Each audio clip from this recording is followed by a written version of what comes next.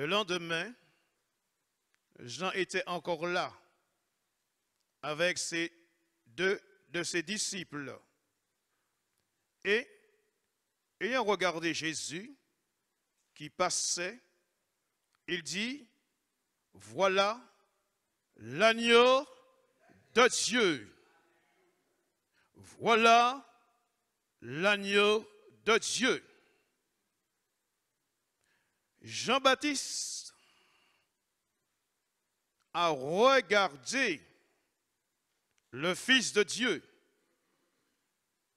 Tel a été son témoignage au verset 34 de ce même chapitre, où Jean-Baptiste pouvait dire, et j'ai vu, et j'ai rendu témoignage qu'il est le Fils de Dieu. Quelle proclamation, quelle affirmation et quelle confession. Jésus est le Fils de Dieu. Et il nous est dit le lendemain, Jean le Baptiste arrête ses regards sur la personne de Jésus. Hier soir, nous avons vu, Jean-Baptiste a orienté les regards de ses contradicteurs sur la suprématie de Jésus en disant, voici, verset 29, voici l'agneau de Dieu qui ôte le péché du monde. La mission de Jésus, ôter le péché du monde. Et il a accompli cela en se sacrifiant, en mourant sur le bois infâme de la croix. Voyez-vous, l'évangile, c'est la puissance de Dieu pour le salut de quiconque croit. L'évangile, c'est Jésus-Christ, vivant au siècle des siècles. Et la Bible dit que les liens de la mort n'ont pu le retenir. Et Jésus est au milieu de nous. Alors Jean-Baptiste regarde Jésus. Telle est son attention. Il regarde la marche de Jésus. Sur quoi vos regards sont-ils fixés ce soir? Peut-être sur vos épreuves, sur vos déboires, sur les aléas de la vie, alors que nous sommes dans la maison de Dieu. Nous sommes au bon endroit. Sur quoi vos regards sont-ils arrêtés ou fixés? Peut-être sur un membre de votre famille qui est malade alors que vous êtes dans la maison de Dieu.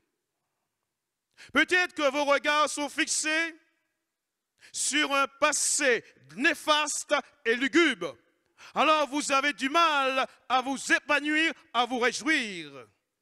Il se peut que vos regards sont fixés sur vos malheurs, sur vos vicissitudes, sur les aléas de la vie.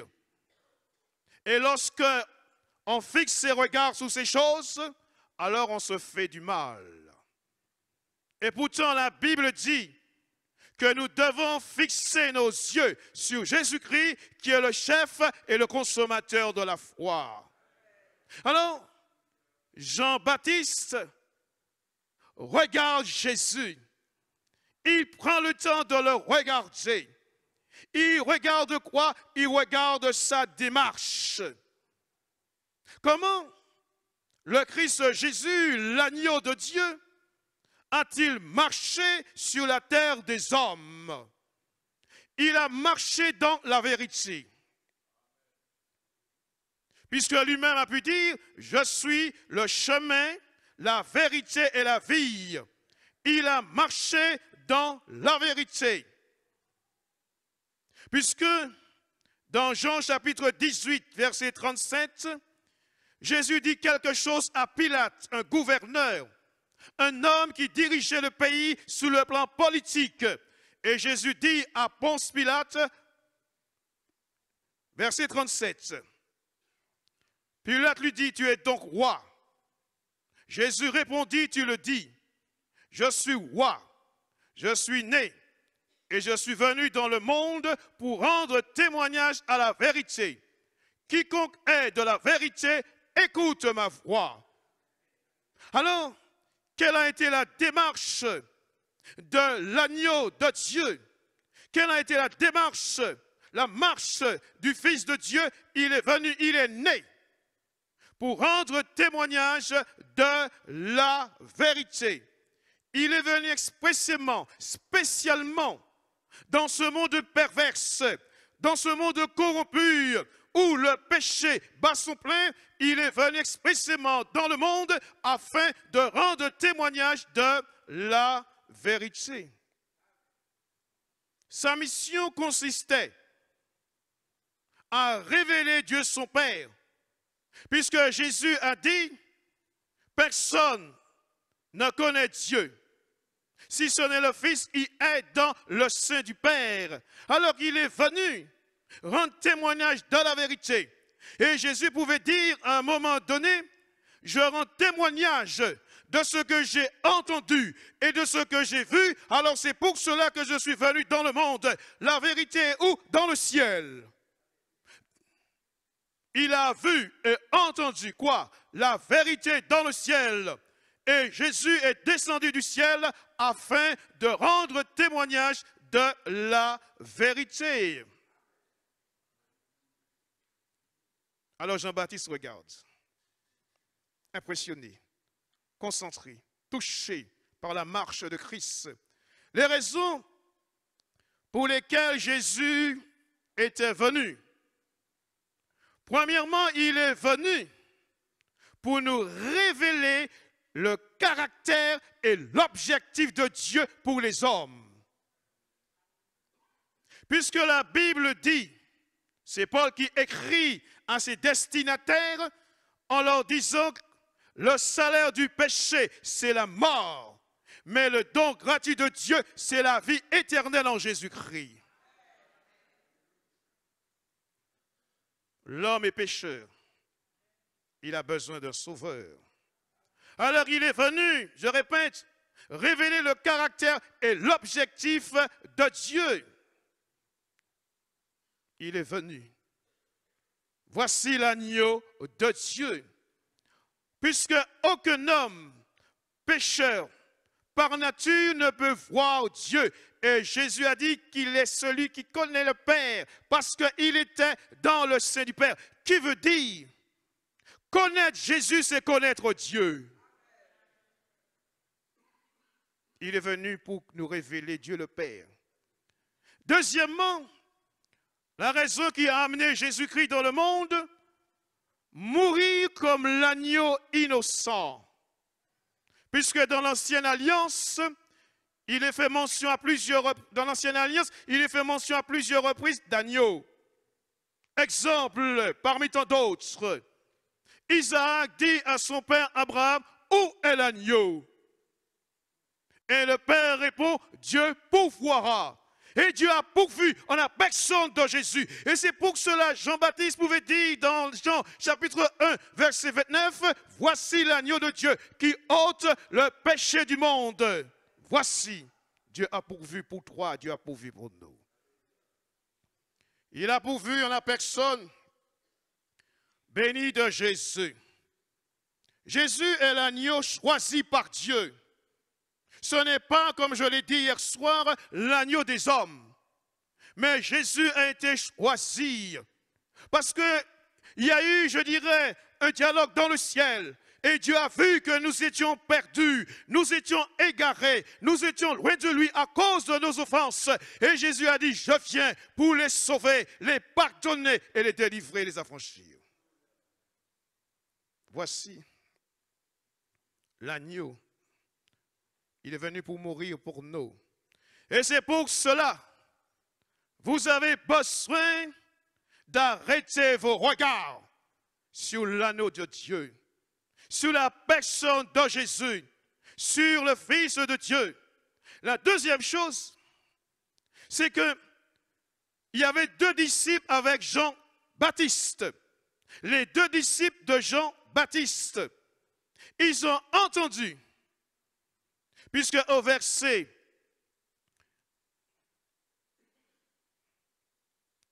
36 de Jean 1, ayant regardé Jésus qui passait, il dit à qui? À ses deux disciples, voilà l'agneau de Dieu. Les disciples l'entendirent, verset 37, l'entendirent prononcer ces paroles et ils le suivirent. Ils suivirent qui? Jésus. Ils suivirent qui? Jésus, parce que Jean-Baptiste est un prédicateur fidèle. Parce que Jean-Baptiste est la voix qui crie dans le désert. Parce que Jean-Baptiste a été envoyé pour préparer, pour aplanir le sentier, le chemin, préparer des cœurs pour recevoir l'agneau de Dieu. Alors, les disciples ont entendu et les disciples ont vu. Ils ont entendu et ils ont vu parce qu'ils ont cru dans le témoignage de leur maître. Parce que Jean-Baptiste n'était pas n'importe qui. Jean-Baptiste était la voix de celui qui crie dans le désert. Jean-Baptiste ne parlait pas de lui-même, mais il parlait de la part de Dieu. Il parlait de la part de Dieu. Alors, il dit à ses deux disciples, voici,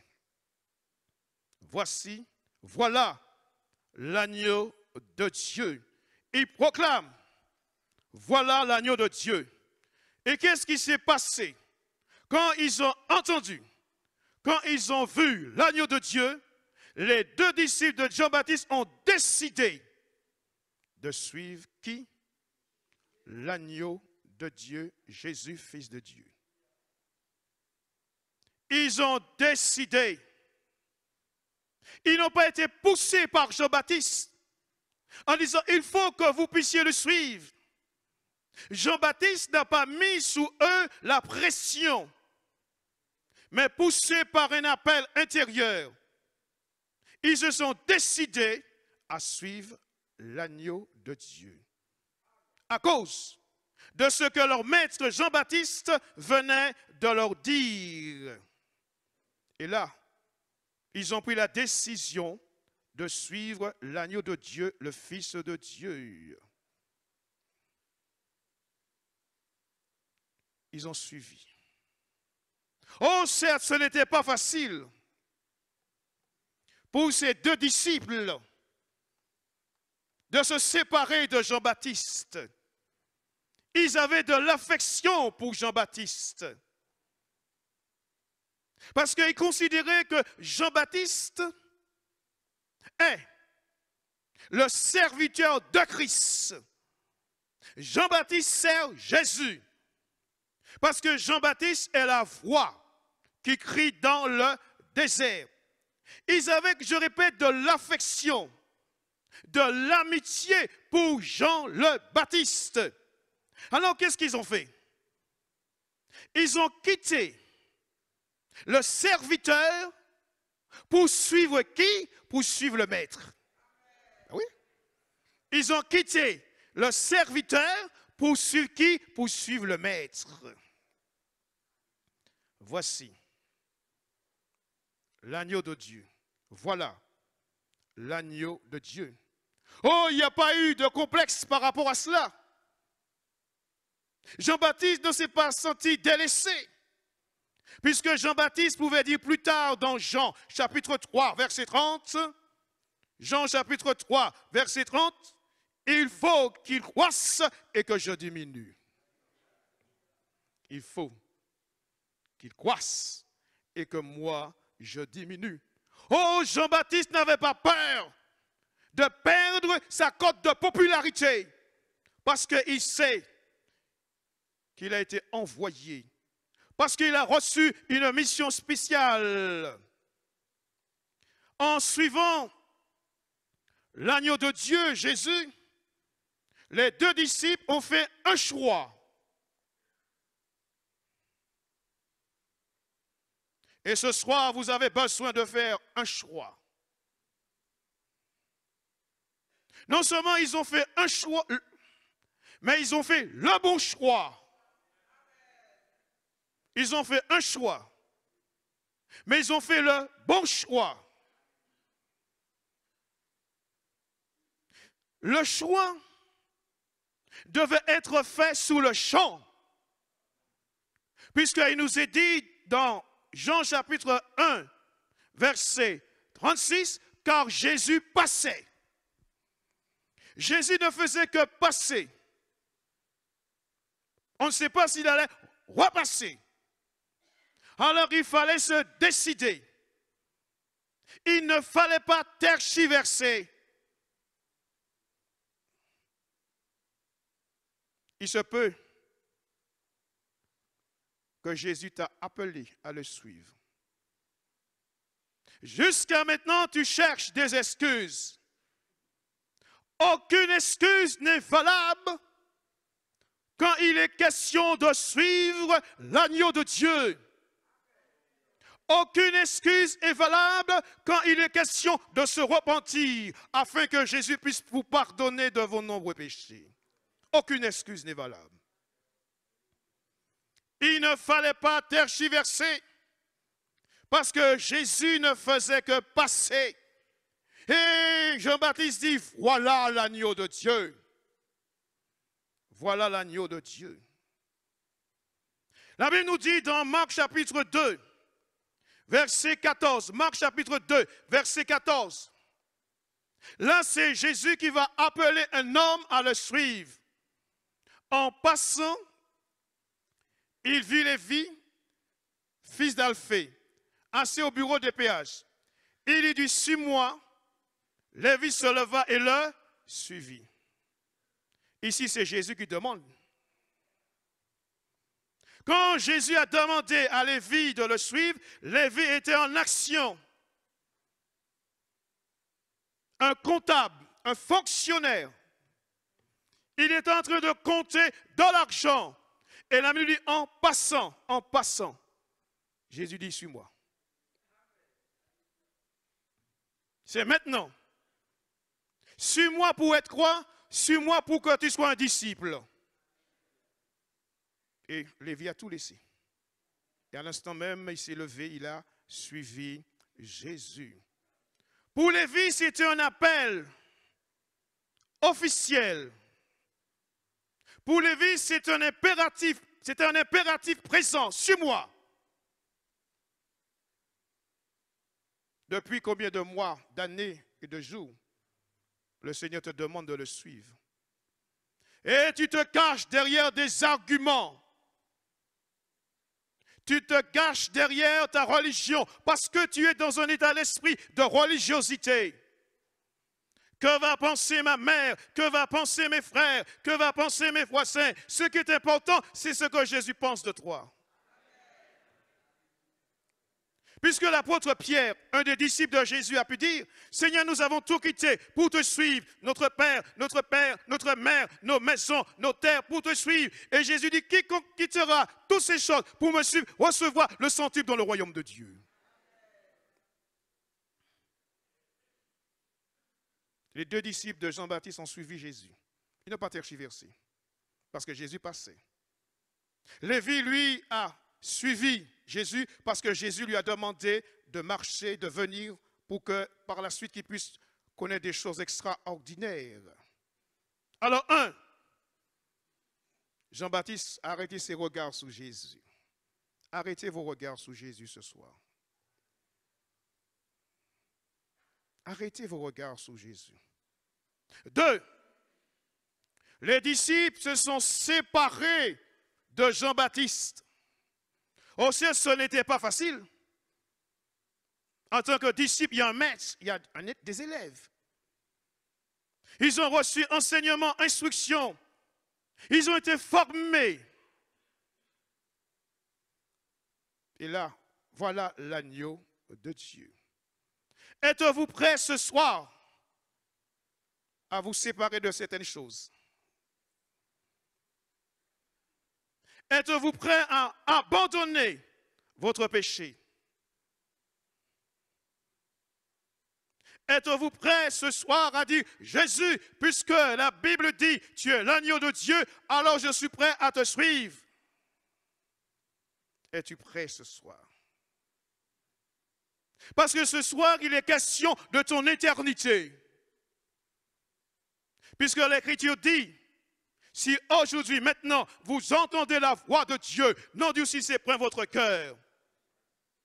Il y a la voix du monde, il y a votre voix, mais il y a aussi la voix de Dieu. Monsieur, madame, jeune fille, êtes-vous prêts, personne âgée, adulte, êtes-vous prêts à vous séparer de certaines choses, des choses dont vous aimez? Est-ce que tu es prêt ce soir? Prêt à te séparer de ton copain, de ta copine?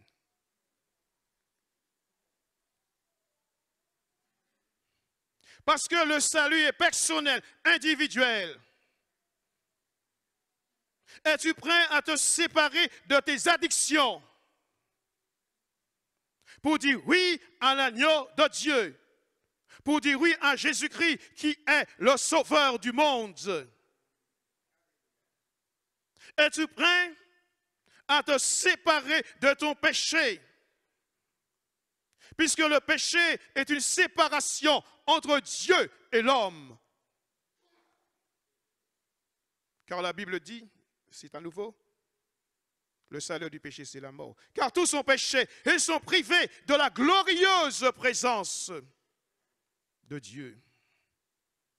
Est-ce que tu es prêt ce soir? Est-ce que tu es prête, jeune fille? Est-ce que tu es prêt, jeune homme? Est-ce que vous êtes prêt ce soir, monsieur, madame, à abandonner ce qui vous empêche? Il se peut que vous avez un boulet au pied. Béni soit Dieu pour celui qui a eu la pensée de libérer les esclaves. Parce qu'ils avaient des boulets au pied. Et on entend ce slogan, liberté, fraternité, égalité. Mais malheureusement, l'homme est esclave de son péché. Et Jésus a dit, si le Fils vous affranchit, alors vous serez réellement libre. Vous serez réellement libre. Alors, es-tu prêt à abandonner ces choses pour être réellement libre? Troisièmement, puisqu'ils ont décidé de suivre Jésus, la question dont Jésus va poser à ses deux disciples, verset 38 de Jean 1. Jésus se retourna et voyant qu'ils le suivaient, il leur dit, que cherchez-vous? Ils lui répondirent, Rabbi, ce qui signifie maître, où demeures-tu? Mais c'est une question pénétrante, une question qui va bouleverser leur conscience et leur fort intérieur. Que cherchez-vous? Jésus a voulu connaître les véritables motivations de ces deux disciples de Jean-Baptiste.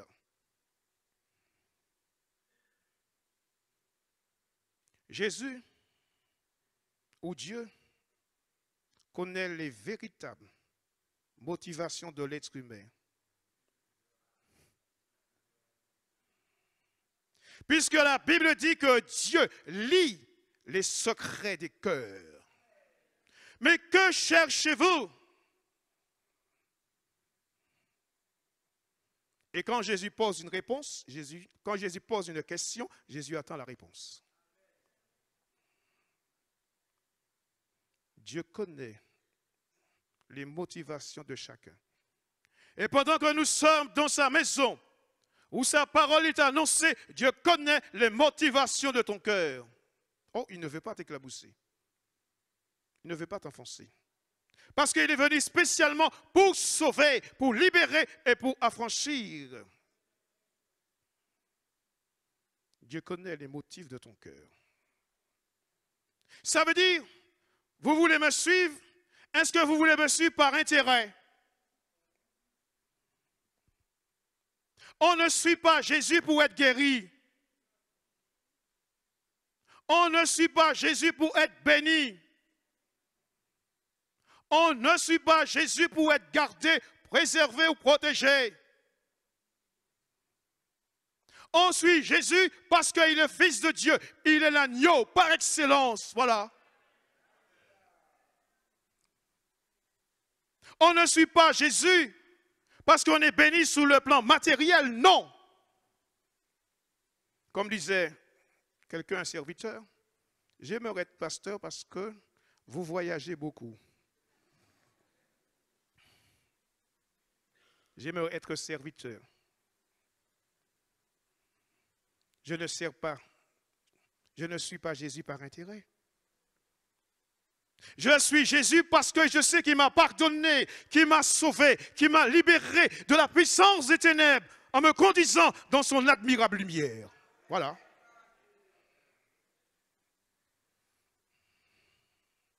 Parce que vous faites des voyages.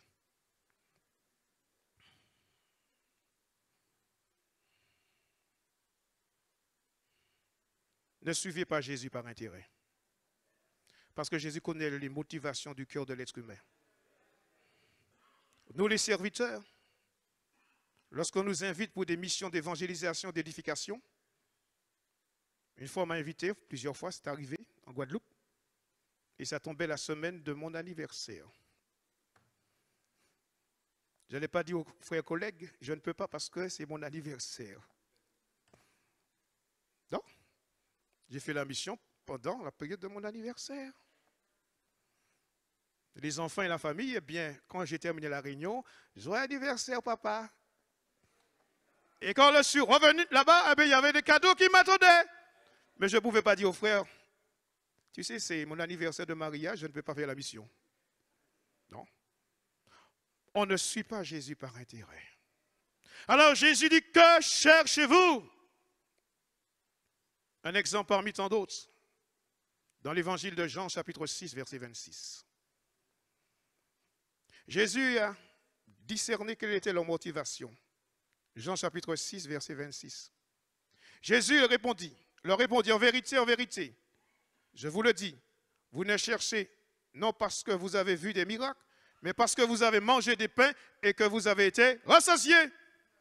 Ils cherchaient Jésus parce qu'ils avaient été nourris, parce qu'ils avaient été rassasiés.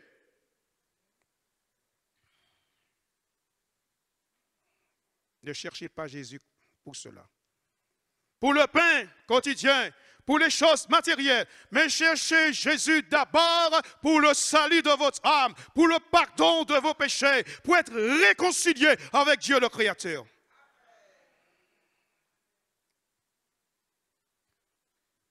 Et quatrièmement, verset 38 de Jean 1. Jésus a posé une question, Jésus attend la réponse. Les deux disciples disent, où demeures-tu? Oui, une question. Attendez une réponse. Où demeures-tu?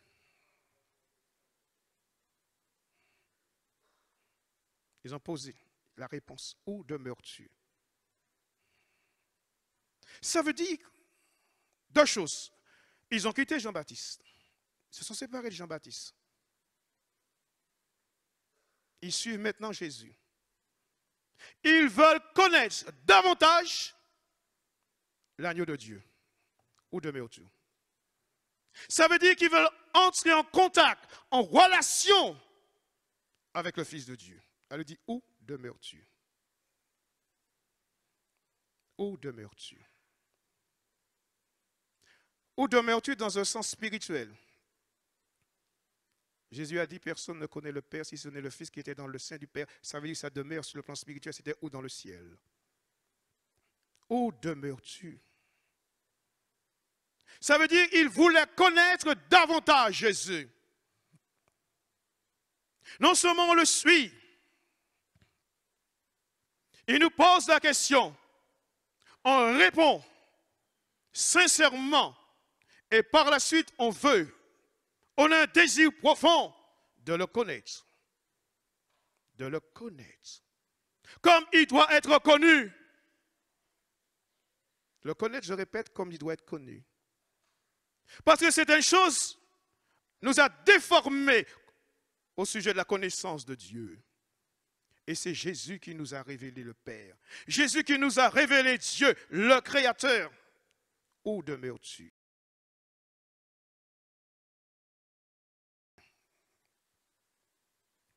Parce que maintenant, là, tu nous diras où tu demeures. À ce moment-là, nous allons apprendre mieux te connaître. Parce que nous savons qui tu es. Tu es l'agneau de Dieu qui est venu ôter le péché du monde. Alors où demeures-tu? Parce que nous voulons rester, nous voulons demeurer, nous voulons être avec toi. Nous ne voulons plus revenir avec Jean-Baptiste. Non, c'est ça. Jean-Baptiste est un prédicateur fidèle. Jean-Baptiste, je répète, le serviteur de Christ, mais ils ont préféré suivre le maître. La Bible dit, autrefois, d'autres maîtres ont dominé sur nous. Alors quel est le maître qui domine sur toi? La Bible dit que le diable est là pour égorger, détruire et faire du mal. Quel est le maître qui domine sur toi? Tu as qui pour maître? Est-ce que c'est Jésus ou le diable? Est-ce que c'est Dieu ou le monde? Parce qu'on ne peut pas aimer deux maîtres à la fois. On ne peut pas. Où demeures-tu?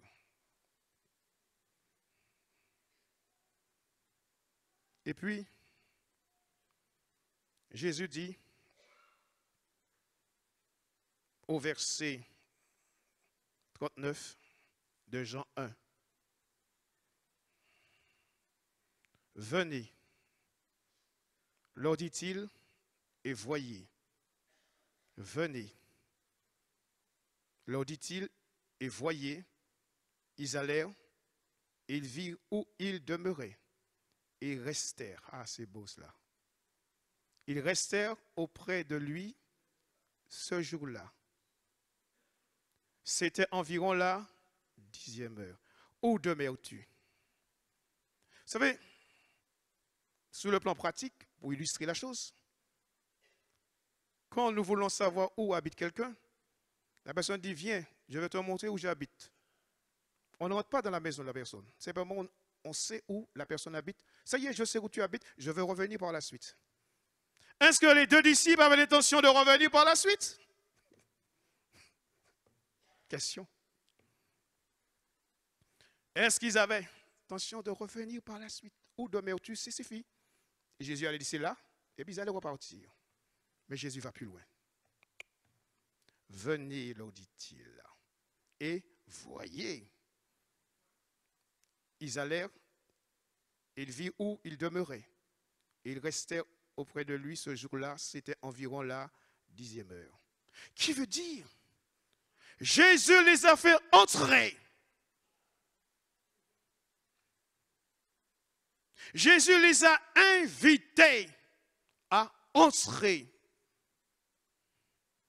Et qu'est-ce qui s'est passé ce jour-là? Ils ont entendu l'agneau de Dieu. Ils ont pris le temps. Jésus les a parlé du royaume. Jésus les a parlé des choses célestes, spirituelles. Ah, ils sont entrés. Un autre verset, pas la même chose. Jésus dit à un homme, Zachée en l'occurrence, Zachée, hâte-toi de descendre, car il faut maintenant, aujourd'hui, que je demeure chez toi. C'est Jésus qui a demandé la permission. Mais ici, Jésus dit, venez et voyez. Quelqu'un a dit avec juste raison, Dieu entre là où on le laisse entrer. Dieu entre là où on le laisse entrer. Zachée a laissé entrer Jésus. Et il y a eu un contact, une relation avec Zachée. Et Jésus, quelque chose s'est passé. Il était transformé, il n'était pas plus le même homme. Alors, les deux disciples, Jésus les a parlé. Et là, ils ont suivi le Christ Jésus. Deux choses en conclusion.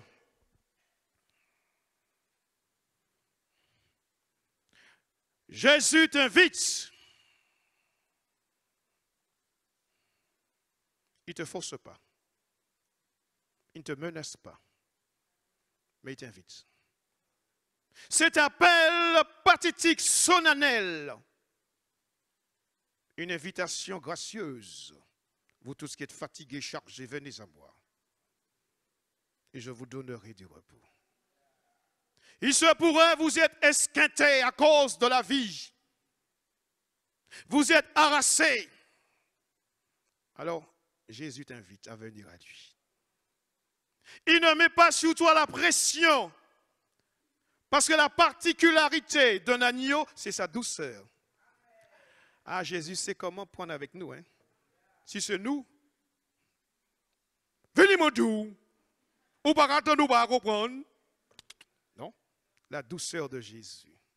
Mais il t'invite à te séparer, à abandonner, à quitter certaines choses pour qu'il puisse t'instruire et t'enseigner.